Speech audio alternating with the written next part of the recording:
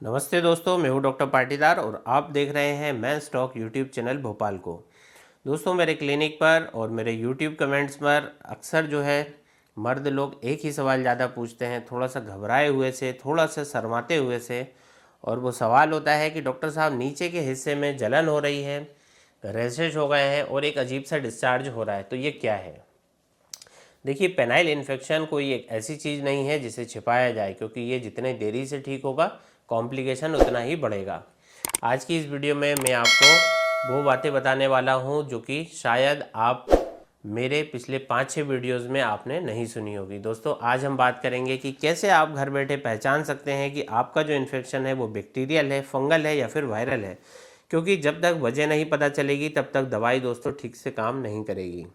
सबसे पहले समझते हैं कि इन तीनों के बीच के अंतर क्या है। दोस्तों, अगर आपको अपने प्राइवेट पार्ट के मुंड पर यानी कि ग्लांस पर यदि आपको बहुत ज़्यादा ईचिंग होती है यानी कि खुजली हो रही है और वहाँ पर एक दही जैसा सफ़ेद लेयर यानी कि कर्डी वाइट डिस्चार्ज यदि जमा हो रहा है, तो समझ लीजिए कि ये एक फंगल इन्फेक्शन है, जिसे हम यीस्ट इन्फेक्शन या फिर कैंडिडियासिस भी कहते हैं। दोस्तों, ये अक्सर उन लोगों को होता है जो कि हाइजीन का ध्यान नहीं रखते हैं या फिर जिन्हें की डायबिटीज़ है। वहीं दूसरी तरफ अगर आपको वहाँ पर सूजन फील हो रही है, बहुत ज़्यादा आपको दर्द हो रहा है और पीले और हरे रंग का येलोइश ग्रीन पस जैसा डिस्चार्ज यदि निकल रहा है और उसमें से गंदी सी बदबू भी आ रही है, तो समझ जाइए कि ये एक बैक्टीरियल इन्फेक्शन के लक्षण हैं। इसमें अक्सर पेशाब करते समय बहुत ज़्यादा जलन होती है, तो ये एक बैक्टीरियल इन्फेक्शन की निशानी है। तीसरा होता है वायरल इन्फेक्शन की, जैसे कि हर्पीस या फिर एचपीवी का इन्फेक्शन। दोस्तों, इसमें आपको छोटे छोटे पानी भरे हुए दाने और ब्लिस्टर्स दिखाई देंगे जो कि बाद में फटकर जख्म बना लेते हैं। इसमें खुजली भी बहुत ज़्यादा होती है, चुभन भी होती है और दर्द भी होता है। तो इन तीनों का डिफ्रेंशिएशन करना इसलिए ज़रूरी होता है क्योंकि अगर आप कोई गलत क्रीम या कोई गलत दवाई आप यूज़ कर लेंगे तो वो जो इन्फेक्शन है वो दब जाएगा पर ख़त्म नहीं होगा और बाद में ये आपको फीमोसिस यानी कि चमड़ी का टाइट होना या फिर हमेशा के लिए स्कारिंग जैसी जो कॉम्प्लिकेशन है वो पैदा हो सकती है। चलिए अब बात कर लेते हैं सबसे ज़रूरी हिस्से की, यानी कि इनके होम्योपैथिक ट्रीटमेंट की। दोस्तों, होम्योपैथिक में हम सिर्फ बीमारी को नहीं, बीमार इंसान के सिम्टम्स को ट्रीट करते हैं। तो सबसे पहले बात कर लेते हैं फंगल इन्फेक्शन के बारे में। तो अगर आपको बहुत ज़्यादा खुजली है, रेडनेस बनी हुई है, तो हमारी सबसे पहली दवा आती है फंगल इन्फेक्शन के लिए, वो है मर्क सॉल 30। दोस्तों, ये दवा उन लोगों के लिए वरदान है जिनको कि रात में तकलीफ़ बढ़ जाती हो, पसीना बहुत ज़्यादा आता हो, खुजली बहुत ज़्यादा होती है। दूसरी दवा है दोस्तों इसके लिए, वो है बोरेक्स 30। ये तब दी जाती है जब जो है वाइट पैचेस या फिर दही जैसा डिस्चार्ज बहुत ज़्यादा होता है। ऐसे केस में हमें बोरेक्स यूज़ करनी है। तीसरी मुख्य मेडिसिन है वो है ग्रेफाइटिस 30। अगर वहाँ की जो स्किन है, इन्फेक्शन की जगह की जो स्किन है वो मोटी हो गई है, उसमें से चिपचिपा पानी निकल रहा है, तो ग्रेफाइटिस यूज़ करना है। इन तीनों दवाइयों को लेने का जो तरीका है वो बहुत ही सिंपल है। आपको इनकी 2-2 बूंद डायरेक्टली ऑन टंग दिन में 3 बार अपनी जीभ पर लेनी है। लेकिन अगर आपका केस बैक्टीरियल इन्फेक्शन का है जहाँ पर पस और सूजन ज़्यादा है, तो वहाँ पर हिपरसल्फ 30 बहुत अच्छा काम करती है। ये इन्फेक्शन को अंदर से साफ़ करके उसे सुखाने में मदद करती है। इसी के साथ में दोस्तों, अगर आपको जलन बहुत तेज़ है और ऐसा लगता है कि कोई कांटा जैसा चुभ रहा है, तो नाइट्रिक एसिड 30 का उपयोग करें।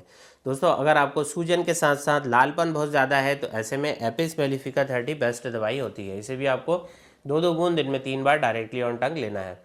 दोस्तों, याद रखिए, होम्योपैथी बीमारी की जड़ पर काम करती है, इसलिए थोड़ा सा धैर्य रखना जरूरी होता है। अब हम आते हैं वायरल इन्फेक्शन पर, जैसे कि वॉट्स या फिर हर्पीस के इन्फेक्शन। दोस्तों, इसके लिए होम्योपैथिक में दवाई है थूजा ऑक्सीडेंटलिस 30। ये सबसे टॉप की दवाई इसके लिए मानी जाती है कि अगर किसी भी तरह की एबनॉर्मल ग्रोथ है, तो ये जो दवाई है ये वायरस की जो सेल्स हैं इनको ख़त्म करने की ताकत रखती है। इसी के साथ में एक दवाई है कॉस्टिकम 30। इसका भी प्रयोग हम कई जगह करते हैं कि अगर वहाँ पर जो जख्म बन गए हैं, बहुत पुराने इन्फेक्शन बहुत पुराना हो गया है जो कि भर नहीं रहा है, तो ऐसे में उस दर्द को, उस जलन को ठीक करने के लिए कॉस्टिकम 30 दवाई ज़रूरी हो जाती है। डोज वही रहेगा दोस्तों, 2-2 बूंद डायरेक्टली ऑन टंग दिन में 3 बार। तो ये दवाइयाँ आपके इम्यून सिस्टम को इतना मजबूत कर देती हैं कि जो वायरस है ये दोबारा आप पे फिर अटैक नहीं कर पाता। दोस्तों, दवाइयों के साथ साथ लोकल एप्लीकेशन यानी कि बाहर से साफ़ सफाई भी उतनी ही ज़्यादा ज़रूरी है। इसके लिए मैं अपने क्लिनिक पर एक ख़ास मदर टिंचर कॉम्बिनेशन को सजेस्ट करता हूँ, जो कि आप घर बैठे भी बना सकते हैं। तो आपको क्या करना है, आपको 3 मदर टिंचर्स लेके आना है। पहला है कैलेंडुला क्यू, दूसरा है एस्चिनेशिया क्यू और तीसरा है एजाडी रेक्टा इंडिका का क्यू। इन तीनों को बराबर मात्रा में एक बोतल में आपको मिलवा लेना है। और जब भी आप नहाते हैं या फिर आप टॉयलेट जाते हैं तो एक छोटी सी रुई की मदद से इस कॉम्बिनेशन की 10 बूंद आपको रुई के अंदर डालना है और उसे अपने अफेक्टेड एरिया को उससे क्लीन करना है।